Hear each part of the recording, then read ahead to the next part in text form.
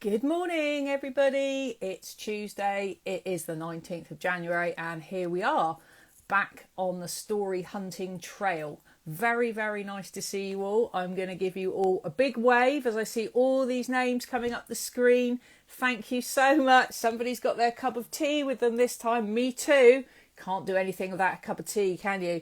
Lovely, lovely, lovely to see you all. Hello. Hello. We're going to have lots of waves this morning for lots of people. Thank you so much for coming back, everybody. Really, really lovely to see you, especially if you brought a cup of tea. I think that is just genius, quite honestly. If you've learned one thing from these writing sessions, morning, hi Claire, then that's it. I think that, you can't do anything without a cup of tea. Good morning, morning. Oh, this is lovely. Thank you, guys. Thank you for coming. Oh, how nice. Woo. Big waves. Hello. Oh, thank you so much. Silver Hill, they've come back. Hello, Silver Hill. You're a bunch of stars, you lot. Thank you so much for coming back. So, I'm very happy for you to be here, Karen, as well. Thank you so much. Okay, so what we are going to be doing this morning, there's Brindy. Hello, Brindy. Hello. Oh, this is fantastic. Thank you, guys. Thank you. Hello. Right, so we better get writing. We could stay here all morning just waving at each other, which is such a lovely way to start the day, I have to say. It's hello from Nathan at St Joseph's in Blaydon. Hello there. So what we're going to be doing this morning is we're going to be thinking about where our character lives. Now, this is something that I need to think about a little bit with my story, so this is why I'm kind of sharing it with you, because I think where a character lives is really, really important to understanding their character. Okay, now, when I left you last week, I said, I'm going to do all these things, and you're going to be planning bedrooms and, all this kind of stuff. And let me just show you my word count for a minute, so you can see how much I've done. Oh dear. Okay, so there we go. So my word count this morning isn't an awful lot more than it was last time we spoke. And I'm feeling slightly shifty about that, which is why I'm kind of sharing it with you. Two reasons for that. First of all, because I decided I was going to have a weekend off. Oh my goodness me, imagine. But actually, when you're at home writing, and those of you who are working from home probably understand this a bit as well, it's quite hard to switch off sometimes, because sometimes you think, I'll just go upstairs and do an hour, or, there's so little going on at the moment that sometimes it's actually really nice just to sit down and have a write. So, but this weekend I thought, no, I felt quite tired at the end of last week. I felt quite kind of, I needed to sort of chill out a bit. So I thought, no, I'm going to have a weekend off. And that's quite a rarity for me, where I don't do any writing or any writing related work over a weekend. So that's one of the reasons why the word count's quite small. The other reason is because I thought I need to find out some stuff. Because when you're writing from your imagination, sometimes your imagination needs a little bit of a nudge. So what I spent quite a lot of Friday doing was looking at, and this is me rustling in my notebook here. There we are. Just to prove it, scribbles on the page. I did a little bit of research into zoos. What happened to zoos during wartime? Now, in my story's not set in the war. It's set just after the war. But it's set at a big old country house where some of the animals from a zoo have been taken when they were evacuated. And the story begins on the day those animals are going back to the zoo. So remember I talked to you in the very first session about an animal, really strange animal that you wouldn't expect to come across. So my strange animal is a panther.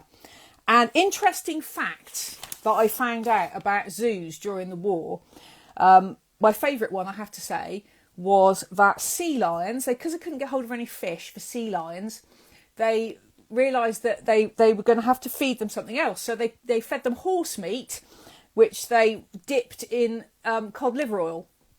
to make it taste like fish.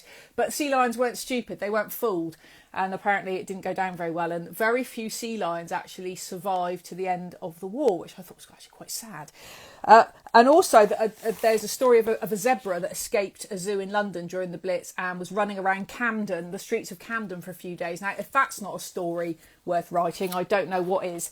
And also I also did some research on panthers. So there you go. There's my little research bit on panthers, where they live, what they're all about. And what I discovered is that a panther is either a jaguar if it lives in, it's like a generic term. It's a jaguar if it lives in South America, and it's a leopard if it lives in Southeast Asia or another part of the world. And they're not. There's no actual thing as a black panther, really. They're not actually black. When you look at them close up, they're actually sort of reddy brown, and you can still see all the leopard spots underneath them. So there you go, fascinating. So that was me. So I've now got a few details for my story, which is very helpful. Okay, right. However, we're going to crack on with what we're going to do this morning. So I'm getting my other notebook out here, which has got all my stuff in for us. And what we're going to think about, first of all, is our own houses. All right. So your inspiration here at the moment is yourself, which is great. So I'm going to ask you some questions about your own house. Okay. And what I want you to do is I want you to answer them. So this is, again, one of those really quick, speedy exercises just to get your brain kind of thinking about stuff you do know before we take that leap into thinking about imaginary stuff. Okay. So my first question to you is this. What is your favourite room in your house? So is there a place in your room? Might be your writing den, seeing as we talked about that already, and perhaps, it might be that little spot where you go and do your writing. So that's what I want you to think about first of all.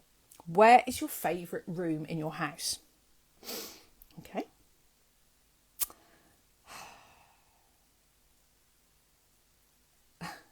Laughing at some of these things coming up. They're fantastic. Oh, winter fog. Okay, sorry, I'm getting distracted. My second question, and this only needs to be a sentence or a few little phrases or words. What can you see out of the window in that room? So in your favourite room, what can you see out of the window? What's the view? It might be very lovely. Cool. Imagine if you could see the sea out of your bedroom window. Oh, that'd be lovely, wouldn't it? Oh. Takes a slurp of tea.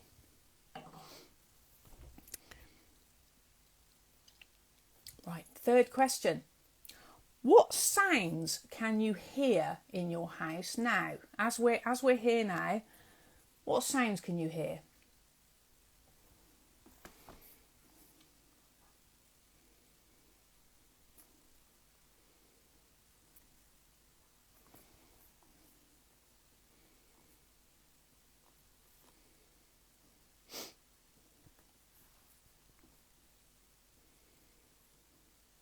I'm writing down some answers here as well. And the final thing is, what can you smell? Now, because everybody's house has a distinctive sort of smell, doesn't it? And you obviously don't always notice the smell of your own house, but is there any sort of smell in the air, like toast burning or, I don't know, coffee or central heating coming on and the smell that sort of radiators give sometimes? All those sorts of things. So anything that you can smell. Okay, right. That's the end of our questions. Bravo.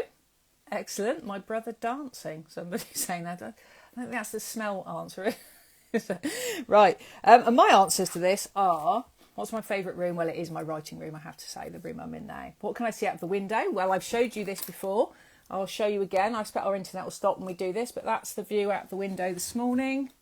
So we've got fields, we've got hills, we've got a little bit of rain, all sorts of things going on right there. What sounds can I hear? I could hear, actually, when I was writing that, I could hear the gurgle of my dog's tummy. He's asleep down here on the floor, Bertie, and I could hear his tummy gurgling.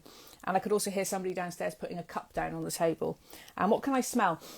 Not very much, actually. I mean, if you came in here and you were a dog owner, weren't a dog owner, you'd probably say, God, it stinks of dogs, which I think is a lovely smell, quite honestly. So you might think that, but hey. So all those things kind of build up an atmosphere of the room you're in. Now, what I want you to think about a little bit more is we are now going to think about your character, the person in your story whose story this is, obviously, who, it might be somebody you haven't met yet, it might be someone you want to start from scratch, creating again, it might be somebody that we created last time in our session on character. It's entirely up to you. This is your story. You can go with it in whichever way you want, okay? But we are going to think about all those questions again in terms of your character's house, okay? And what's really important about, I think, sort of nailing where your character lives in a story is that it gives us an idea of what their normal life is like, what their normal everyday life is like. And that normal everyday life might be quite dull, it might be quite ordinary, or it might be a little bit unpleasant, or it might be really lovely. But what we want is that sort of what it's like at the start of the story, so that as the story goes on, somehow their environment starts to change. Okay, so let's have those 4 questions again. First question, your character. Okay, so somebody imaginary, somebody you've created, possibly the person from last week, possibly, somebody who's new in your head, who's just come to you, whatever. But what is your character's favourite room? Where do you think they would like to be? What's their favourite part of where they live? Okay, and I'm going to do this as well for my main character. It might be outside.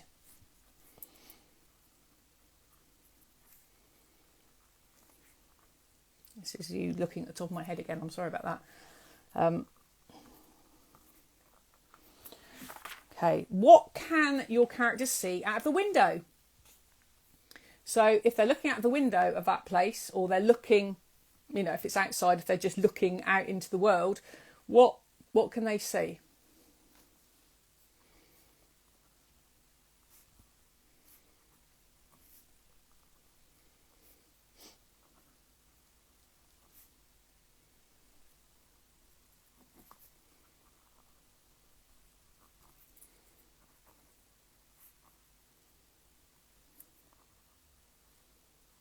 Scribble, scribble, scribble.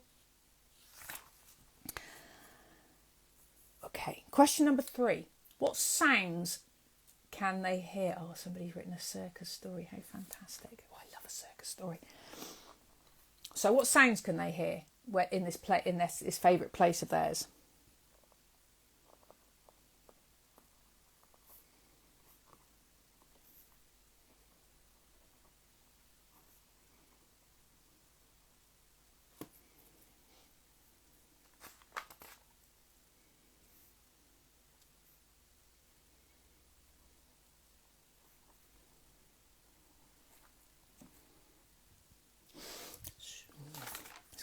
I'm quite enjoying this actually, because I'm thinking about my character Rosa, who's my main character, and I'm thinking about where she might be and looking, and what can they smell? So in this favourite place of theirs, how do they really, what does it smell like? Because smell's so powerful in stories and in real life as well, isn't it? It's one of those things that really makes you feel like you're in the moment.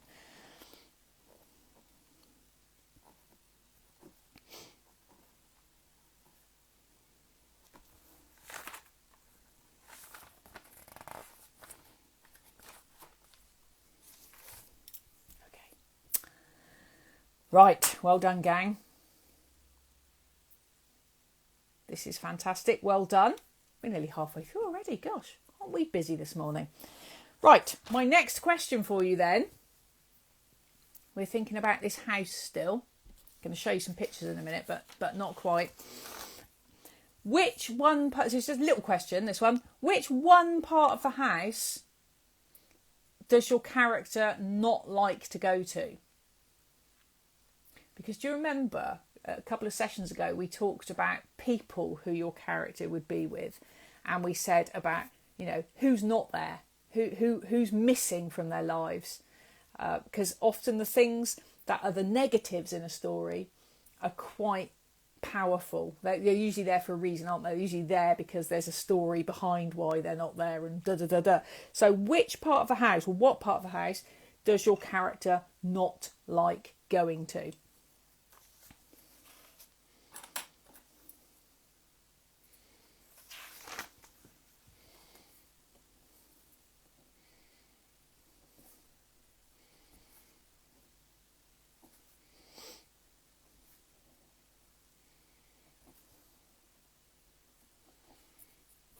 And why as well? There will be a reason why they don't like that particular, so I'm just getting rid of a notification, why they don't like that particular room.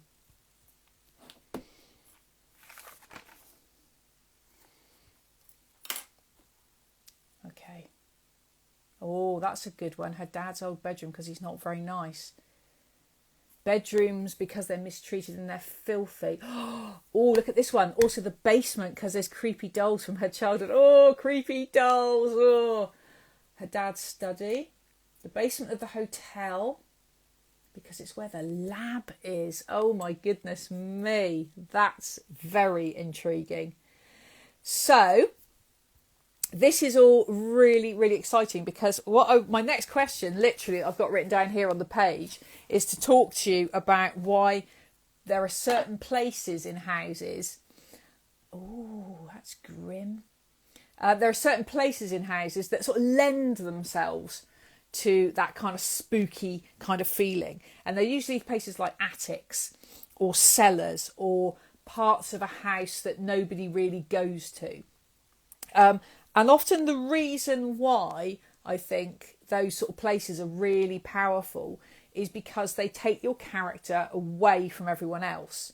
So that's something to think about as well. Are there places in your character's house, or very near to your character's house, which are going to start to take them away from that kind of normal life that we've just been talking about, that normal life that's often at the start of a story that, you know, and characters when they're on their own, they're often in a little bit more vulnerable position. So, you know, think about that as well. Is there somewhere where your character starts to feel a little bit more vulnerable? Okay, so just think about those things. Loads to think about here.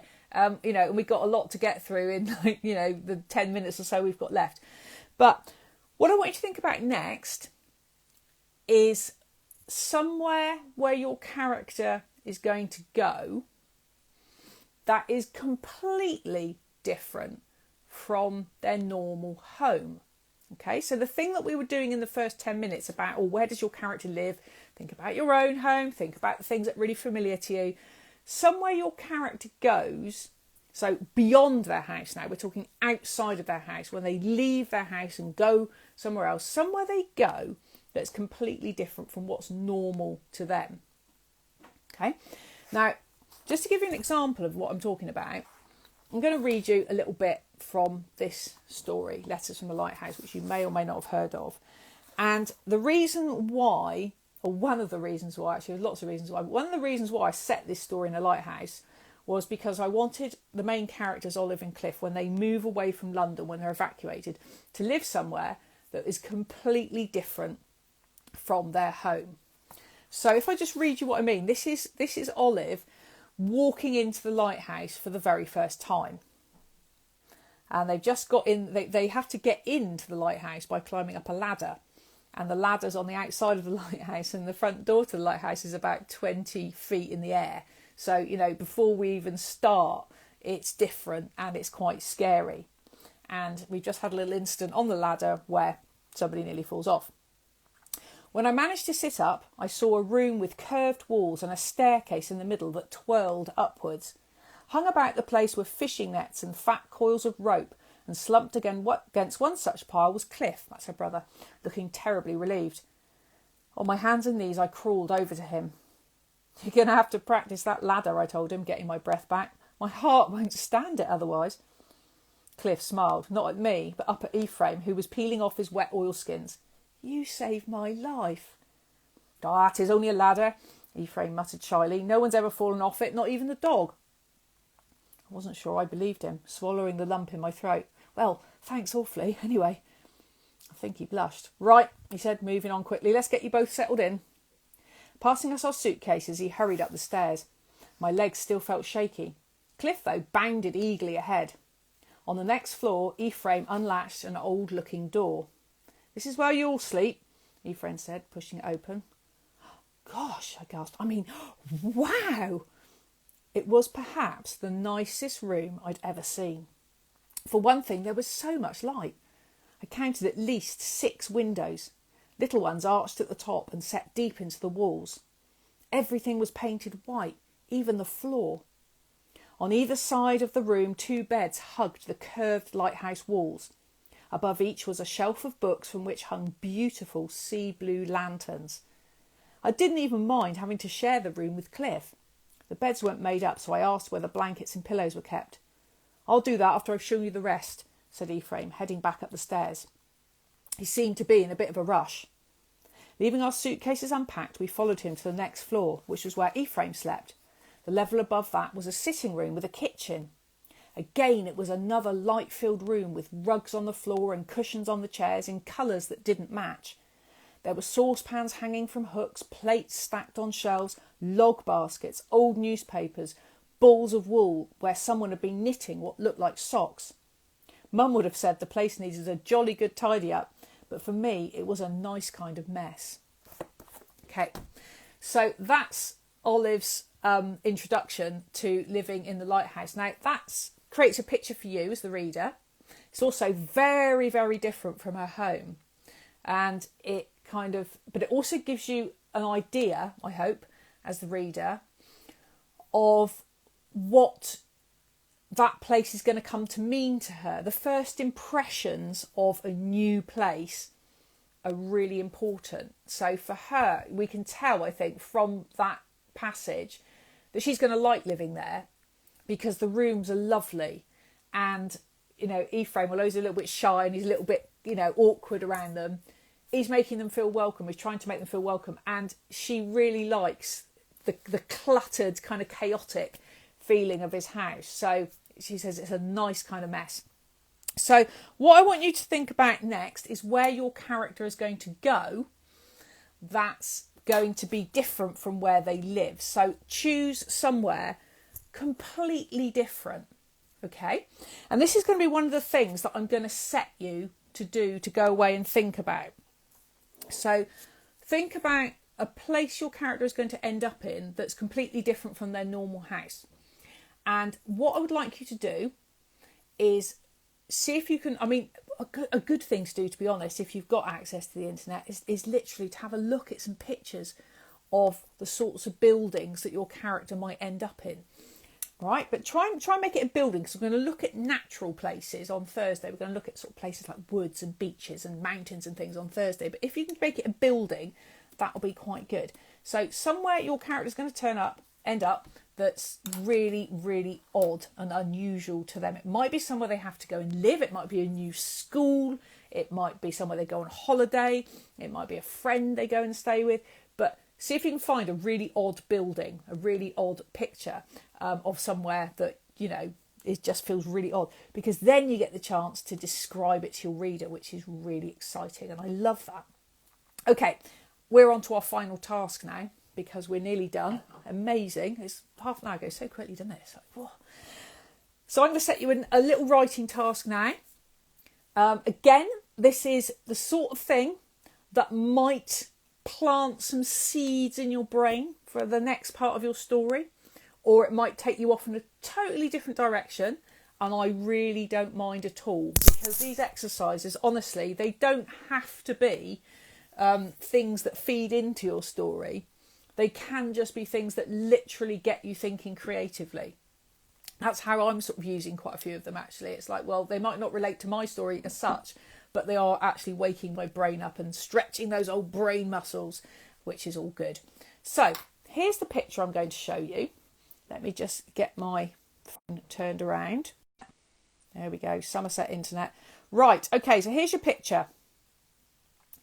So this is what I mean about really, really bizarre, strange places that you really can't imagine anyone you would know living in. Although actually, when I showed this picture to somebody in a school once, Somebody put their hand up and said, "Oh, I know that castle. Yeah, I know that. That's the." And it's like, oh, thanks.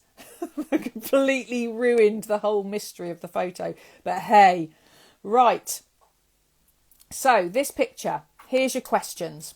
I'm going to ask you some questions about it, and you are going to answer them using your wonderful imaginations. Okay. So question number 1: who lives in this castle? Give me a name. Who lives in that castle? Sorry if it's a bit wobbly, that's me.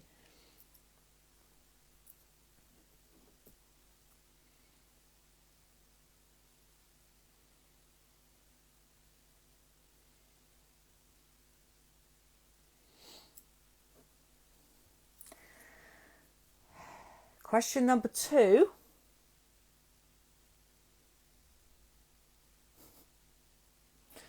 Got a lot of ghosts in this castle. I'm very pleased about that. I love a ghost story. Question number 2. If you went and knocked on the door of that castle, who would open it?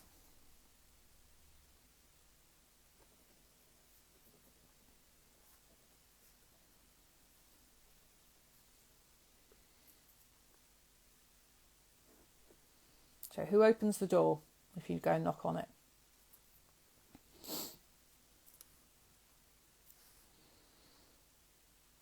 Question number 3. No one. Nice. It opens itself. G'day. Question number 3. What happens at this castle every year on the 15th of March? So what happens at this castle every year on the 15th of March? So it could be a special party. It could be something appears. It could be something happens that might be good or not good, depending on how dark you're feeling this morning. Okay, so what happens here on the 15th of March? Got some wonderful ideas already. Ghosts appear, the dead come to life. Oh, there's a killing spree. Oh, you are a grim lot this morning, aren't you? Goodness me, look at these dark answers. A ghost party, that would be good. Ooh, steady on. Okay, ghosts get out the castle. Full moon. Ooh, they look for a new general. Very good. Right, which leads me on to my final question. There is something hidden in that lake. Now, it could be an animal. It could be a person. It could be an object. But something is hidden in that lake. What is it? Experiment goes wrong. Okay, so that's your final question. What is hidden in that lake?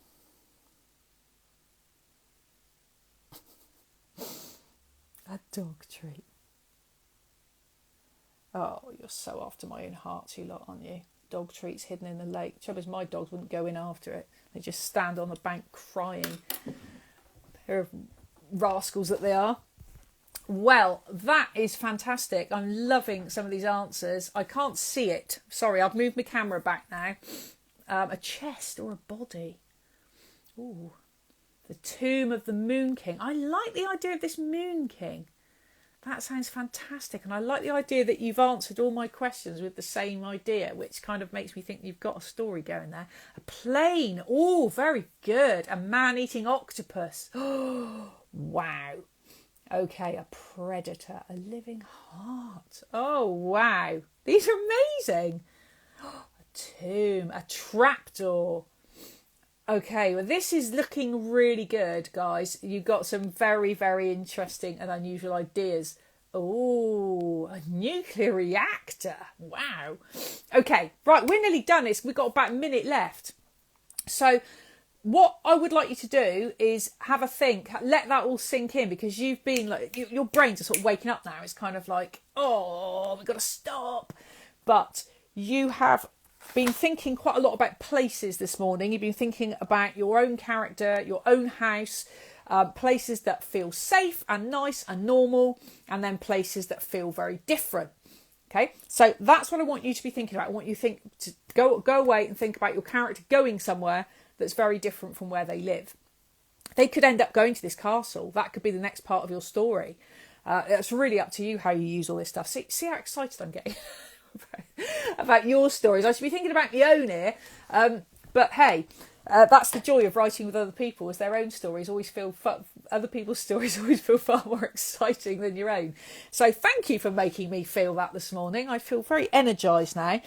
So go away and do that. Go away and look at pictures of weird old buildings, weird places, different places that your characters will go to. See if you can write a scene there, if you're feeling very inspired. And I will see you back here on Thursday at 10 o'clock, where we'll be talking about things like woods and mountains and beaches. And I probably will get a bit of snow in there as well at that point. But that's what we're going to be thinking about, okay? Thank you so much for joining me, guys. You've made my morning as usual. I was really looking forward to doing this today. I'm really looking forward to seeing you all again, because it's just a nice thing to do. So thank you, and give me a big wave, and see you on Thursday. Take care and happy writing, guys. Bye-bye.